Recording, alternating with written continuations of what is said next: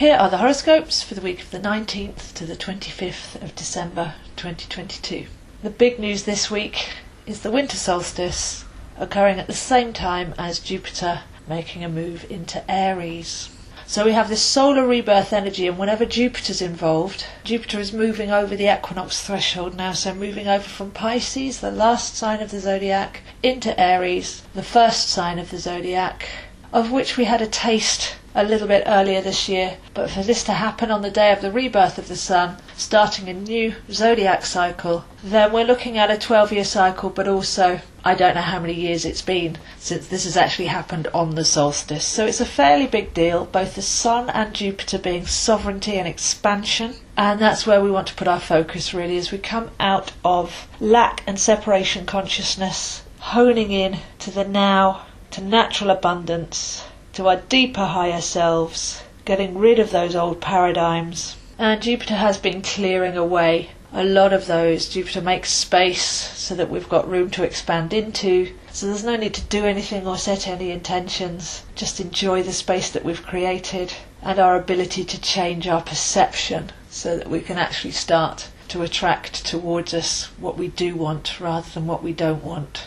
So simplified, we're moving from fear to love, and thus gaining our sovereignty by realising at any moment during the day we can just be still and present and receptive, quieten the mind, challenge the narrative, and come back to a sense of peace and well-being. By the 23rd we have a new moon in Capricorn, and this means that the moon is square Jupiter. So just as this wonderful expansive solar sovereign energy comes in, we're immediately into its first challenge, with the new moon on the 23rd at 10:15 a.m. UK time at 1 degree Capricorn. So lots of cardinal energy here. Cardinal means starting. But with that square, are we really prepared to let go of old structures, of rigid ways of thinking, of habits, doing things just because we've always done them that way? Are we happy to rewire our neural pathways with Jupiter in Aries and let go of the patterns and programs? Doesn't feel like a huge challenge, but you might find yourself being pulled in, especially at such a traditional time, pulled into old ways of being. And this can happen when we're back in the family group or back in traditional ways of celebrating things. We can have come quite far in our own personal year, but then squeeze ourselves back into an old profile to fit with the group.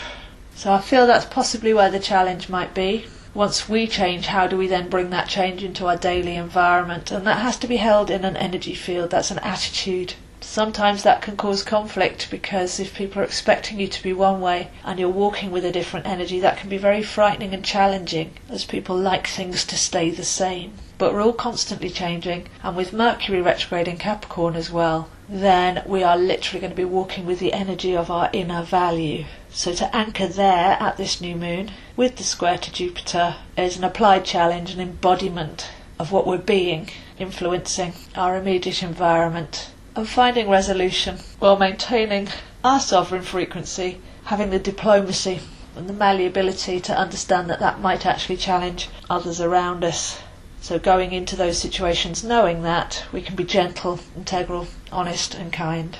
There's a whole lot of Capricorn energy around, so we've got the Sun and the Moon for the new moon, but also Venus, Mercury retrograde and Pluto finishing up a 16-year stint in the old winter sign of Capricorn. So as these energies pass, we really are wrapping up 2-3 years of deep Capricorn energy, taking us to our inner gold, firm foundations, fundamentally changed perspectives, and a sense of purpose and productivity that we can really put our back into something of worth. So for now, 5 planets in Capricorn, but as we head towards the end of January, nearly all the Capricorn energy will be done then.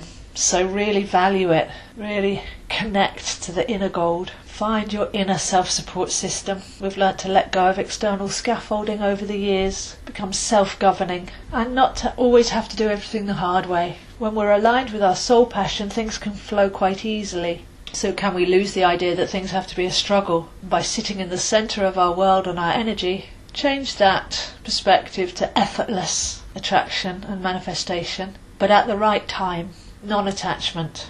So we can turn our attention to value, where we spend our energy, what we're setting our sights on, which mountains we want to climb, our attitude. So less effort, more gain, sums up this new moon. and the winter solstice, with Jupiter stepping into Aries, centering ourselves in the middle, still calm space in the middle of the wheel, allowing that space and knowing by pulsing, feeling, deeply felt, those waves will be going out naturally and returning back to us. So final couple of days with Jupiter and Pisces of clearing out anything that's reflected upon, integrated, learned and ready to be rinsed off, and then stillness, gratitude, peace. Let those tones permeate your holidays as we head into some very exciting times. So if you'd like to see where this is happening for you, I am available. zoehind7@gmail.com for one-to-one readings, coaching and courses, tarot, astrology and more. If you're looking for a last-minute meaningful presence, I do have gift vouchers. I can send you an email with a voucher and the chart. And I post these links on my Instagram, zoehind7, Facebook, astrozo, and these and many more videos are on my YouTube channel, zoeastro. So wishing you a wonderful solstice of rebirth, sovereign expansion, peace and presence, and I'll see you next week.